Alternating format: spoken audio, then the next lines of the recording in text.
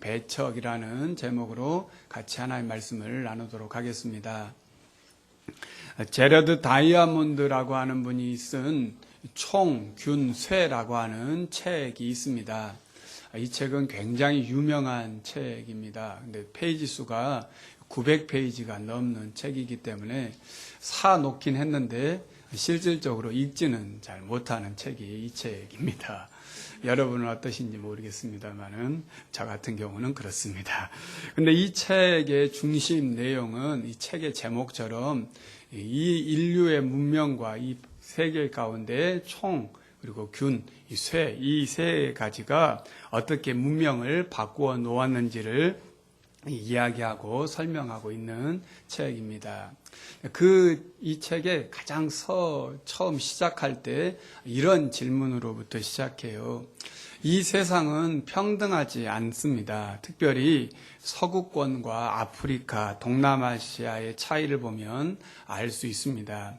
이러한 불평등이 어디서부터 시작된 것입니까? 라고 하는 이 질문에 대한 이제 대답을 해주고 있는 책이 이 책입니다. 그런데 이 책에서 이제 재미있는 내용이 하나 나오는데요. 남미를 정복했던 이 스페인의 정복자였던 파사로가 남미의 이 잉카 문명, 특별히 인디언을 죽이는 결정적인 힘이 있었다는 거예요. 무엇일 것 같습니까?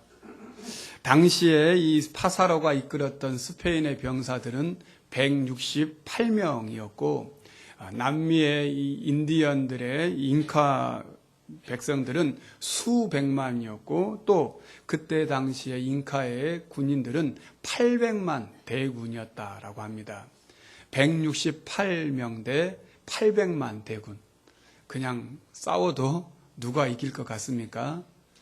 당연히 잉카 인디언들이 이길 것 같죠. 그런데 이 168명이 이 800만 명의 대군을 다 물리쳤을 뿐만 아니라 여기에 살고 있던 많은 인디언도 다 죽었다는 거예요. 그 원인이 어디 있냐는 거예요. 이 책에서는 이렇게 이야기합니다. 균 때문에 그렇다라고 하는 것입니다. 균. 그 가장 큰 힘은 이 바이러스 때문에 그렇다는 거예요. 당시에 인디언들은 유럽인들이 가지고 있었던 이 몸에 있었던 면역력이 없어서 유럽인들이 가지고 있는 이 균이 인디언을 죽이는데 매우 큰 결정적인 영향을 미쳤다라고 말합니다. 그 균이 오늘날에 보면 천연두였다라고 말을 합니다. 지금 우한 지역에서 발생한 이 코로나 바이러스로 인하여서 전 세계가 긴장하고 있습니다. 우리도 마찬가지입니다. 대응 매뉴얼을 잘 보고 우리도 예방을 잘 해야 할 거라고 생각합니다. 이 균이라고 하는 것이 지금도 그렇지만 과거에 잉카 문명을 무너뜨리는 결정적인 큰 힘이 있었다라고 하는 것을 우리가 책을 통해서 보는 것처럼 어마어마하다는 거죠. 이 힘이라고 하는 게. 그런데 단순히 이뿐만 아니라 우리의 신앙인들에게 있어서도 우리가 복음을 듣고 또 신앙의 성장과 성숙을 이루길 원하지만 이 바이러스 균처럼 우리의 신앙의 성장과 성숙을 가로막는 아주 무서운 이 바이러스 같은 신앙의 적이 있다는 것입니다. 그것이 무엇이냐? 편견이라고 하는 것입니다. 편견. 그리고 그 중에 선입견이라고 하는 것은 더 무서운 바이러스 같습니다. 인간의 감정과 인간의 생각에 미리 입력된 이 모든 것은 어떠한 질병보다 심지어는 총이나 또 쇠보다 강한 힘을 가지고 있다라고 하는 것입니다. 오늘 우리가 읽은 이 말씀은 그런 의미에서 우리의 신앙을 더 깊게 하길 원하고 복음을 듣고 우리가 변화되길 원하고 성장하고 성숙하길 원하지만 그렇지 못하도록 우리에게 편견이 얼마나 무서운지를 우리에게 가르쳐주는 매우 중요한 본문이라고 할 수 있습니다. 이 편견으로 인하여서 예수님을 심지어 배척했습니다. 예수님께서 갈릴리에서 천국 복음을 전파하시고 또 많은 병자를 고치시고 또 능력을 행하셨습니다. 그리고 이제 고향인 나사렛에 돌아오셔서 고향 마을에서 회당에서 안식일에 복음을 증거하게 되었습니다. 그리고 이 복음을 가르쳤을 뿐만 아니라 놀라운 능력들을 그 회당에서 행하셨던 것 같습니다. 그런데 이 가르치신 놀라운 능력과 기적적인 역사를 경험한 이 예수님의 고향의 식구들인 나사렛 사람들은 예수님의 이 놀라운 역사를 보고 이렇게 반응을 합니다. 오늘 2절 말씀을 다시 한번 보겠습니다. 2절에 보면 그들은 듣고 놀라 이런 일들이 도대체 어디서 이 사람이 이 일들을 얻었는가라고 이야기합니다. 그런데 그 다음이 더 문제입니다. 예수님의 가르침을 듣고 예수님의 놀라운 능력을 행하는 것을 보았으면 더 예수님을 가까이 하고 말씀을 더 붙잡아야 하는데 오늘 이 나사렛 사람들은 그러지 않았다는 거예요. 3절을 보면 뭐라고 말하고 있냐면 하반절에 보니까 예수를 배척한지라 이렇게 되어 있습니다. 예수를 배척한지라. 왜 이들은 예수님의 복음을 들었고 또 예수님의 놀라운 기적들을 경험했음에도 불구하고 오히려 예수님을 배척하는 그러한 일들을 행하였을까요? 그 이유가 있다는 것입니다. 그 이유의 첫 번째 보면 이 나사렛 사람들은 예수님의 출생에 대한 선입견을 가지고 있었습니다. 3절을 다시 한번 보시면 3절을 보면 이 예수님에 대해서 이렇게 말합니다. 이 사람이 마리아의 아들이라고 표현하겠습니다. 마리아의 아들. 성경학자들은 아마도 예수님을 마리아의 아들이라고 이렇게 표현한 것은 예수님의 아버지인 요셉이 일찍 돌아가셨기 때문에 마리아의 아들로 이렇게 표현하지 않았을까라고 합니다. 그런데 또 다른 학자들은 이렇게 말합니다. 아무리 요셉이 죽었다고 해도 아들을 표현하는 데 있어서 사람을 표현하는 데 있어서 대부분 누구의 아버지의 이름을 먼저 대고 그 아들이라고 하지 마리아 어머니의 이름을 대고 아들이라고 하는 것은 이 예수님을 낮게 평가하는 즉 사생아였다. 저 예수님은 사생아의 자식이다 라고 하는 그렇게 예수님을 평가하는 부분이라고 하는 것입니다. 요한복음에 보면 빌립이 나다나엘을 만나서 우리가 예수님을 만났다, 메시아를 만났다라고 하니까 나다나엘이 뭐라고 말하냐면 나사렛에서 무슨 선한 것이 나겠느냐라고 이 빌립에게 나다나엘이 말합니다. 나사렛이라고 하는 이 지역 자체로는 사람들로부터 주목받지 못한 마을이었을 뿐만 아니라 그 가운데 저 예수는 사생자의 아들, 저 아비도 없는 그런 집의 자식인데 저게 뭔 대단한 사람이라고 하느냐, 이런 식으로 사람들의 마음 가운데 선입견을 갖게 되었고 그로 인하여 예수님이 하신 말씀을 듣지 않고 배척했다라고 하는 것입니다. 또한 오늘 고향 사람들인 이 나사렛 사람들은 예수님의 직업에 대한 선입견을 또한 가지고 있었습니다. 3절을 다시 한번 잘 보시면 예수님을 또 뭐라고 말하고 있냐면 목수라고 하고 있습니다. 목수.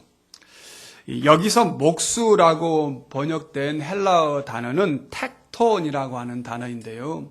서울대학교 건축과 교수인 서현이라는 분은 이 텍톤이라고 하는 단어, 예수님의 직업을 목수라고 하는 것은 전문적인 톱과 나무로 무엇인가를 만드는 영어의 카펜터라고 하는 이 단어를 쓰면 안 된다라고 말합니다.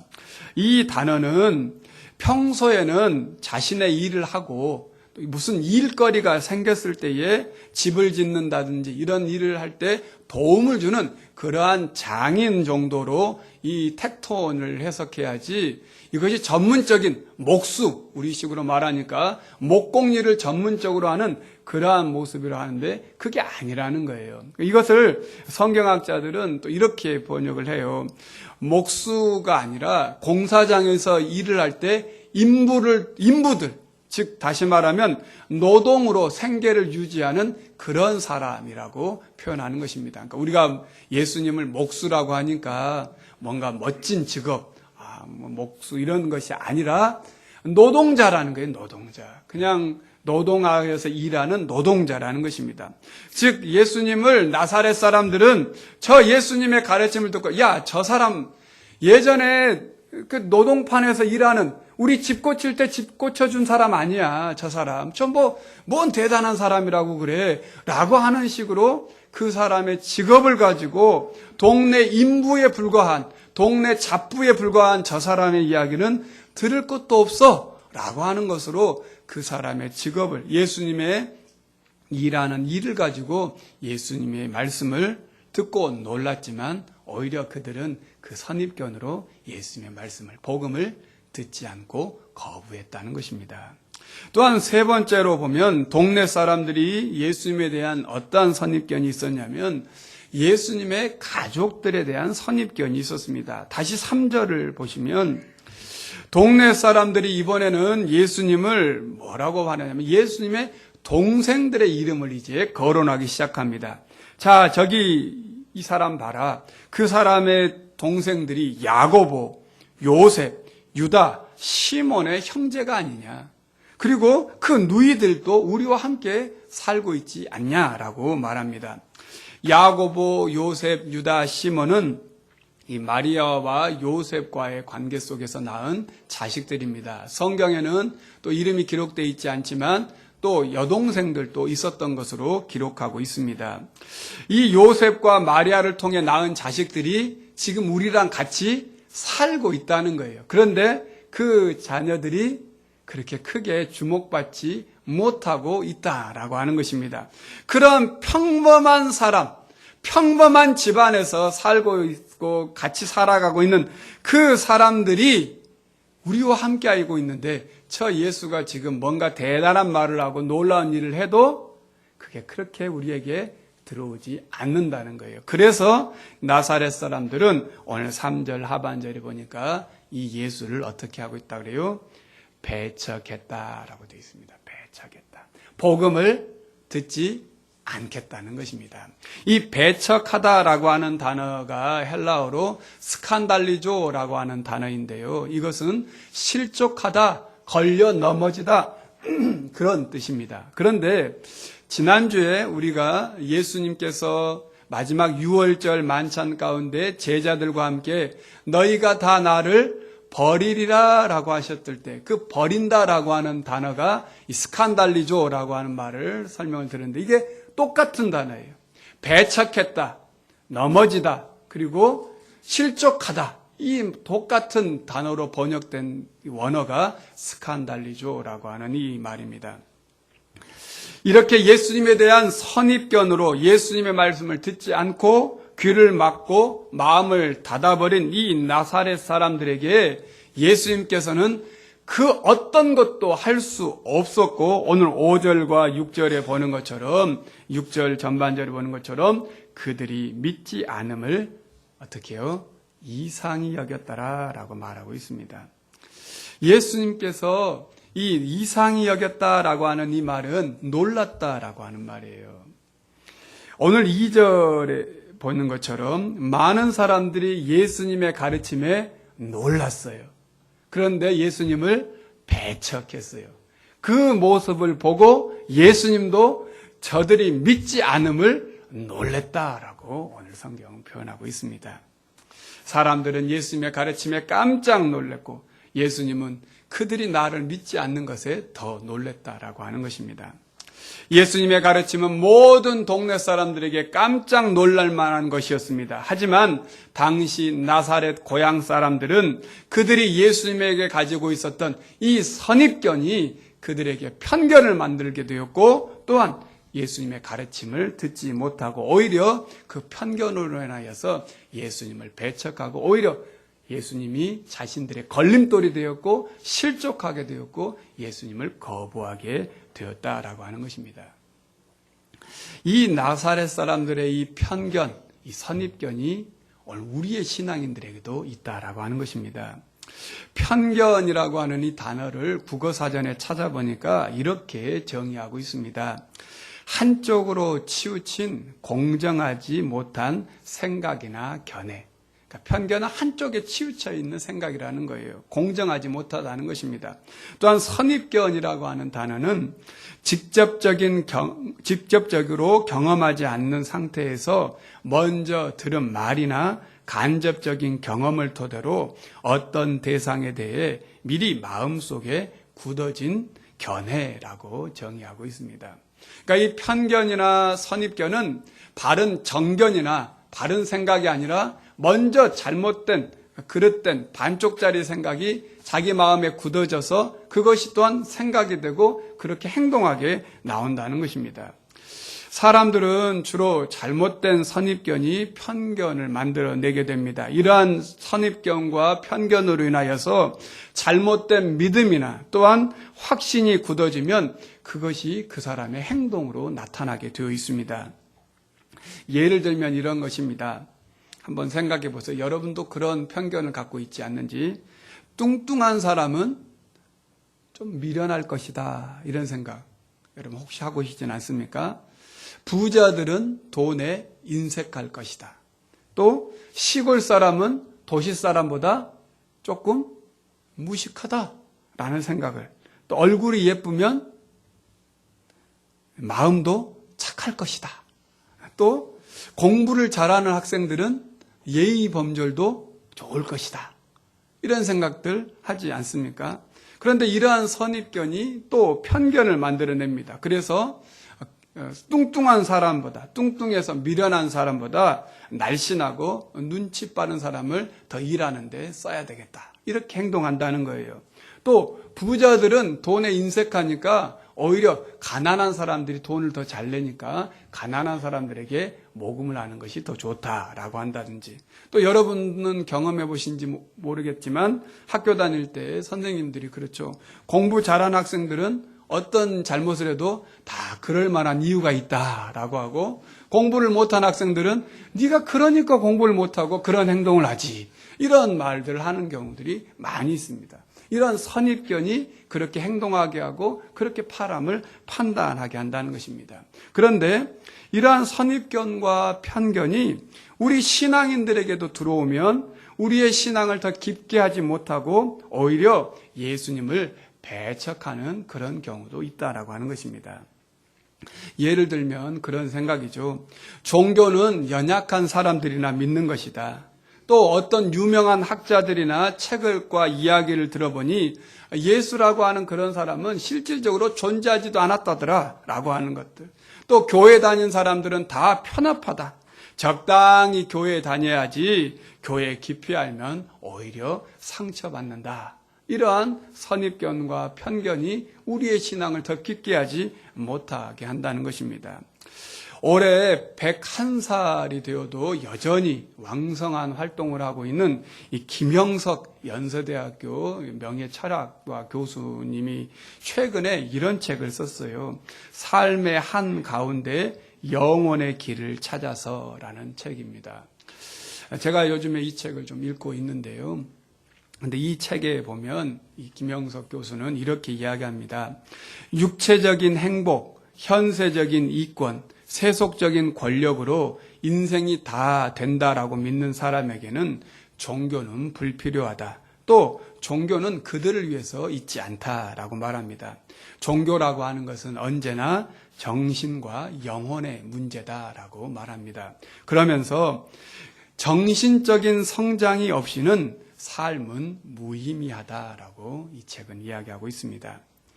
우리의 배움의 지식으로 인해서 때로는 우리가 가진 과거의 경험과 또 여러 어떤 사람들로 들었던 그 지식들이 오히려 우리의 신앙을 더 성장하고 성숙하지 못하게 하고 오히려 예수님을 배척하고 있지 않는지 우리 다시 한번 돌아보아야겠습니다. 세상적인 지식과 경험을 했다면 또 그러한 지식이 많다면 이제 하나님의 말씀도 더 깊이 배우고 알아야 합니다. 그래야 편협한 생각, 편협한 신앙이 아니라 균형 잡힌 생각과 균형 잡힌 신앙을 가질 수 있게 되는 것입니다. 또한 우리 교회 안에서도 이러한 선입견과 편견은 성도를 대하는 태도를 바꾸어 버리게 만듭니다.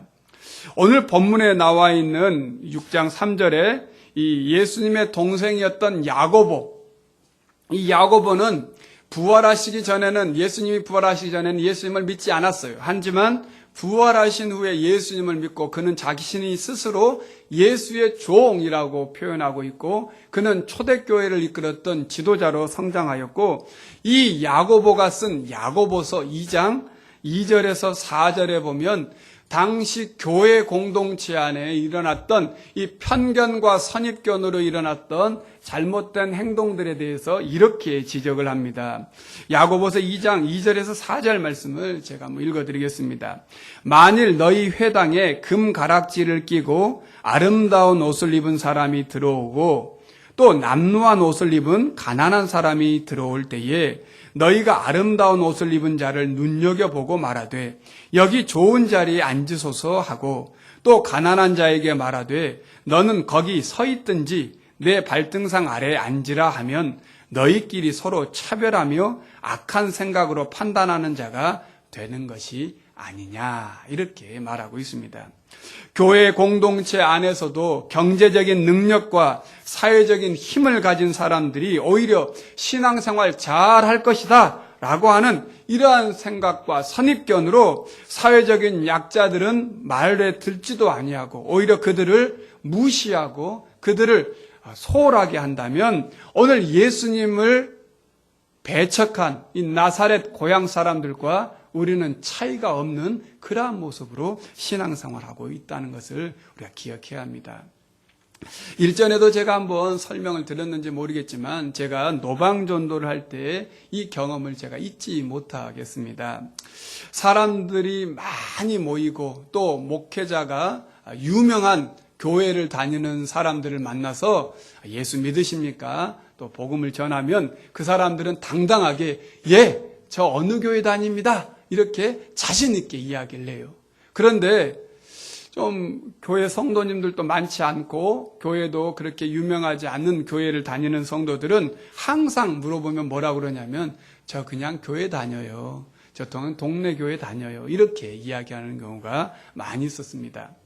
구원이 교회의 크기나 목회자의 유명세로 얻어지는 것이 아닌데, 우리는 교회의 규모로 사람을 평가하고 그 교회에 다닌다는 것으로 그 사람에 대한 선입견을 가져서 마치 교회 규모가 큰 교회를 다니면 신앙이 좋고 그렇지 않으면 신앙이 별로 없는 것 같은 그러한 생각으로 사람을 판단하는 경우가 많이 있습니다. 어떤 목사님이 교회를 개척하고 성도가 많지 않은데 목회자들끼리 만날 때마다 야, 니네 교회 몇 명 정도 모이냐? 이런 식으로 이제 이야기를 하지 않겠습니까? 그런데 자꾸 이제 이런 이야기를 하니까 듣기가 별로 안 좋은 거예요. 그래서 이렇게 이제 질문하면 대답을 하게 됐답니다. 니네 교회 또 당신이 섬기는 교회는 성도들이 몇 명 정도 모입니까? 라고 이렇게 물어보면 1000명은 안 됩니다, 이렇게 대답을 했다고 합니다. 그러니까 사람들이 그렇게 많이 모이냐고, 그렇게 많이 오냐고 이렇게 이야기를 하더랍니다. 똑같은 이야기고 똑같은 반응인데 사람들이 이렇게 다르다는 것입니다. 혹 우리가 그 사람이 어디 출신인지, 그 사람이 학력이 어떻게 되는지, 그 사람의 경제적인 수준이 어떤 것인지로 그 사람의 신앙을 평가하고 그 사람을 판단한다면 우리도 오늘 이 갈릴리 사람들과 다름이 없이 신앙의 편견을 가지고 사람을 대하고 있음을 우리가 다시금 주의해야 하겠습니다.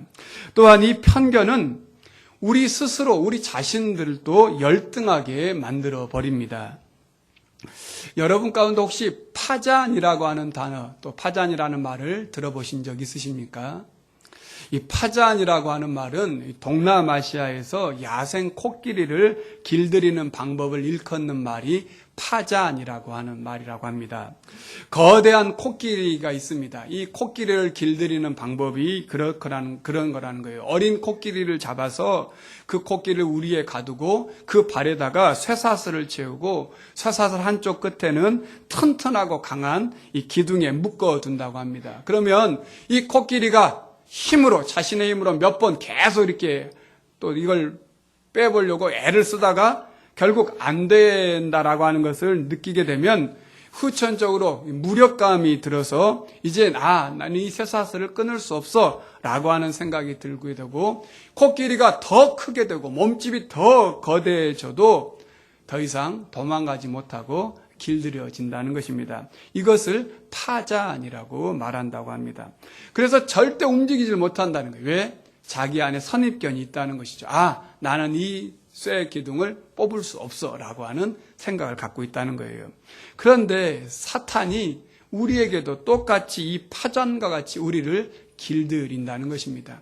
네 몇 번 기도해봤어? 기도해도 안 되잖아. 너 신앙의 연조가 얼마나 길다고 그래. 그만해도 돼. 넌 능력이 없어서 안 돼. 넌 배움이 짧아서 안 돼. 넌 늙어서 안 돼. 우리 교회는 작아서 안 돼. 우리 교회는 인력이 없어서 안 돼. 나에게 무슨 이런 기적적인 일들이 일어나겠어? 몇 번 해봤지만 안 됐잖아. 이것이 우리를 끊임없이 유혹하는 이 사단의 파잔의 유혹이고, 이러한 선입견이 우리 심령 안에 들어오면 우리도 더 이상 신앙의 더 깊이와 넓이를 가지 못하고 거기서 멈춰버린다는 것입니다. 여러분, 신앙은 우리의 힘이 얼마나 대단하느냐, 우리의 능력이 얼마나 대단하냐, 이것을 보는 게 신앙이 아닙니다. 신앙은 오늘 우리와 함께 하신 예수님이 지금 나와 함께하고 계시느냐, 이것을 믿느냐 안 믿느냐의 싸움이에요. 그러므로 모든 상황 속에서 지금 나는 구원의 능력과 구원의 힘이 되신 예수님을 믿고 있는가, 이것을 날마다 질문해 보아야 한다는 것입니다. 오늘 말씀처럼 예수님을 믿지 아니함으로 그 어떤 일도 우리에게 일어나지 않는, 오히려 예수님을 배척하는 이 일들이 우리의 이 잘못된 선입견, 편견 때문에 일어나지 아니하도록 더욱 우리가 믿음을 붙잡아야 하겠습니다. 성도 여러분, 다시 오늘 이 주신 말씀을 기억하고 우리의 경험과 우리의 지식과 이 편견으로 말미암는 선입견으로 만들어진 이 나쁜 바이러스를 우리는 잡아야 하겠습니다. 그리고 오직 말씀을 붙잡고 예수님을 따라 살아가는 우리 성도들이 되어야 하겠습니다. 또한 우리가 사람들을 대할 때마다 그 사람의 출신지가 어딘지, 그 사람의 직업이 무엇인지, 그 사람이 또한 얼마만큼의 경제적인 수준을 가지고 있는지, 그러한 모습으로 사람을 평가하고 보지 말고 그 사람이 예수님께서 그 사람을 바라보는 그 눈과 그 마음으로 사람들을 대해야 하겠습니다.